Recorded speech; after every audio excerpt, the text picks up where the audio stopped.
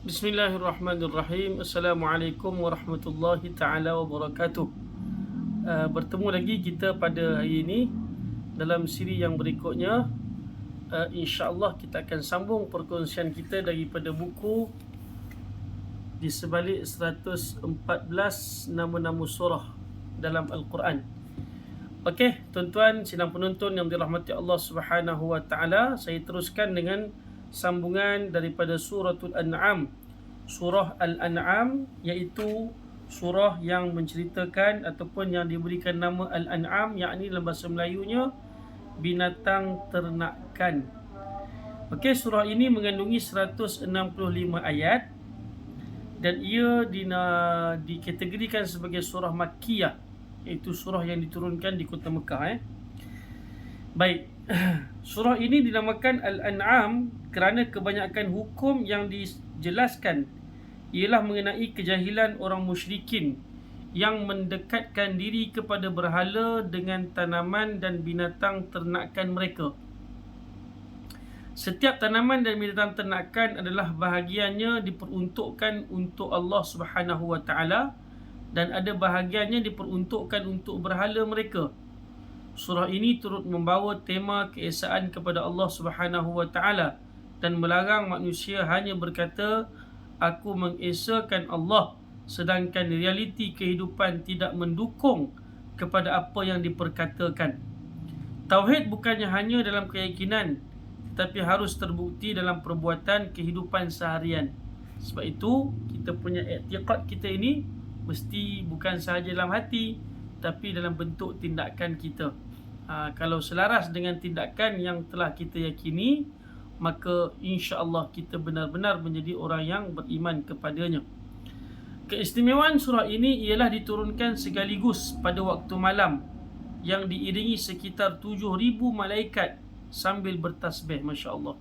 Jadi surah yang panjang ini mengandungi 165 ayat ni diturunkan sekaligus sambil diiringi dengan bilangan malaikat seramai 7,000 malaikat, masya-Allah. Adapun kebanyakan surah-surah yang lain diturunkan secara terpotong-potong mengikut ayat-ayat dan juga peristiwa yang tertentu. Baik, tahukah anda Allah mengumpamakan manusia kepada 7 binatang sebagai menampakkan kemarahannya terhadap sikap manusia yang melampau.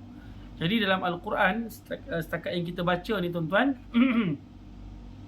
terdapat 7 jenis binatang yang diperumpamakan oleh Allah Subhanahu wa taala kepada manusia. Maknanya Allah Taala menyamakan manusia dengan binatang tersebut.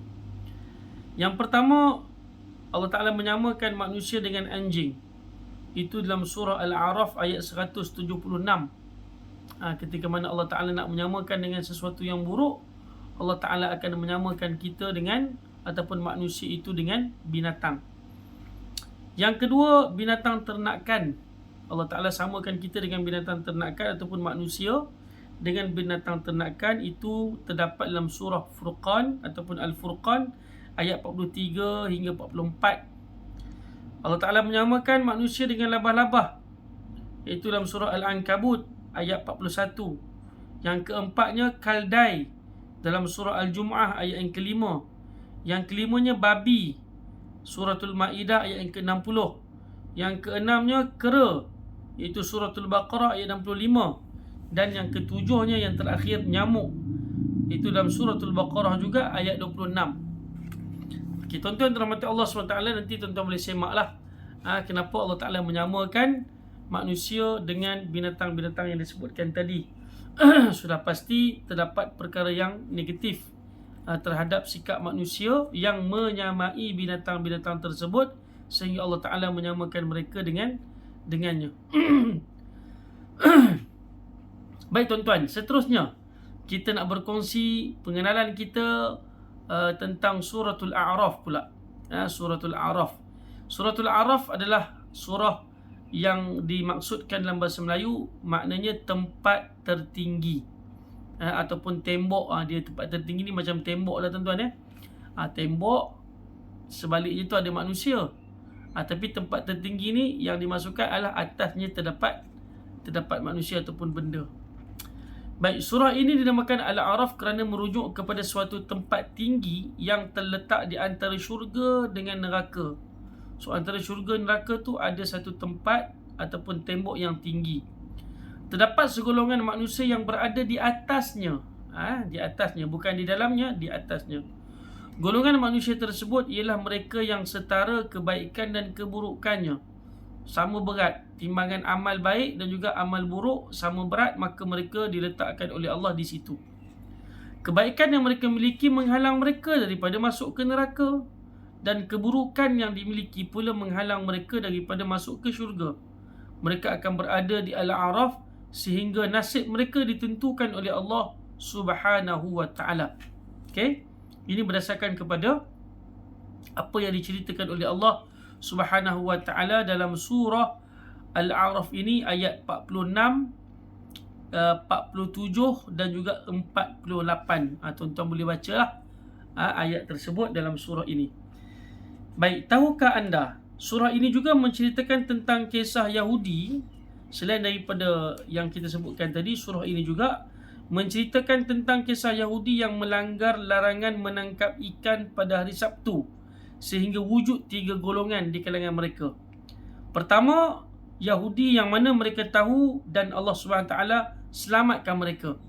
Mereka tahu, mereka ikut perintah Allah dan Allah Ta'ala selamatkan mereka. Yang kedua, mereka yang langgar syariat larangan hari Sabtu hingga digelar dengan binatang kera yang hina. Dan yang ketiga, mereka yang tahu tapi berdiam diri dan Allah Subhanahu wa ta'ala pun berdiam diri terhadap mereka. Allah Ta'ala tak cerita apa-apa. Okey, itu termasuk dalam kandungan surah Al-A'raf yang boleh tuan-tuan tengok. Yang boleh tuan-tuan semak nanti ketika mana membacanya. Tahukah anda, terdapat 6 tembok besar di dunia. 6 tembok besar di dunia ni, ada 6 tembok, kata Ustazah Bushra. Dalam catatan menyatakan bahawa 6 tembok tersebut, pertamanya ada di Peru, Amerika Selatan kan. Kemudian ada di Croatia. Yang ketiganya ada di Lebanon. Yang keempatnya ada di China. Yang kelimanya ada di Newcastle. Dan yang terakhir tembok besar China lah. Itu antara tembok-tembok besar yang ada dekat muka bumi ni. Hebatnya sejarah ciptaan manusia dalam mempertahankan diri dan negara.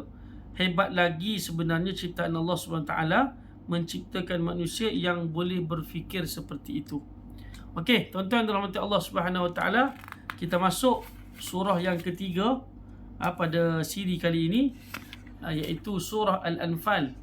Surah Al-Anfal boleh kita kongsikan. Dinamakan surah Al-Anfal dengan ertinya dalam bahasa Melayu harta rampasan perang. Itu maksud Al-Anfal, harta rampasan perang.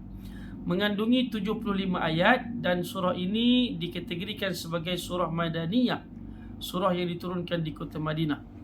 Baik, surah ini dinamakan Al-Anfal kerana bersempena perselisihan pemilikan harta rampasan perang atau ghanimah. Dalam bahasa Arab disebut ghanimah dalam kalangan ahli Badar.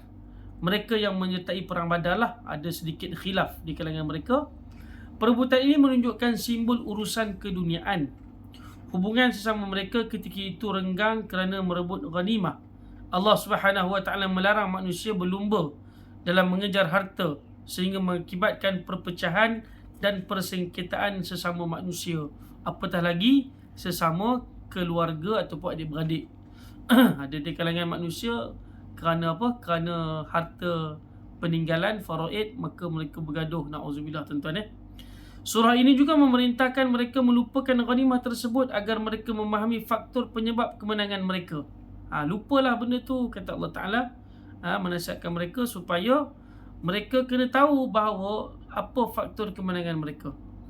Sudah pasti kehendak Allah Ta'ala dan juga bantuan daripada Allah Azza wa Jalla.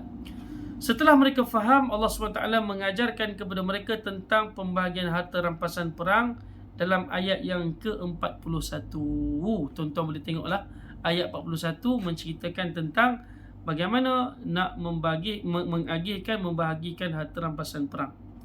Baik, tahukah anda, peperangan Uhud menampakkan sedikit kekacauan dalam tentera Islam. hanya kerana tentera Islam mahu merebut harta rampasan perang ghanimah milik musuh. Okey.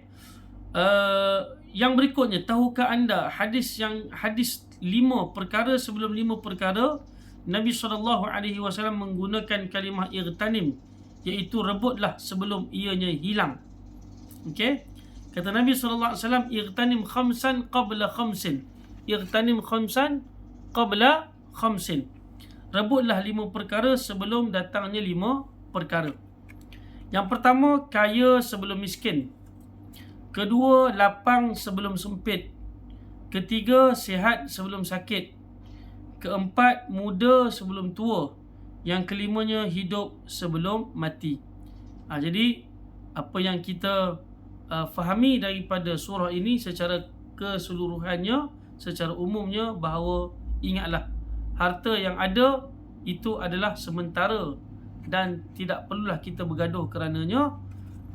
Kalau kita memilikinya, gunakanlah ia dengan baik, dan antara cara penggunaan dengan baik adalah dengan kita menafkahkan kepada anak bini kita, anak isteri kita, dan juga menginfakkan sebahagiannya kepada mereka yang memerlukan. Semoga Allah Subhanahu Wa Taala memberkati kehidupan kita, insya-Allah. Tuan-tuan dan dirahmati Allah Subhanahu Wa Taala, nanti kita akan sambung yang berikutnya perkongsian kita daripada surah Taubah, insya-Allah. Assalamualaikum warahmatullahi taala wabarakatuh.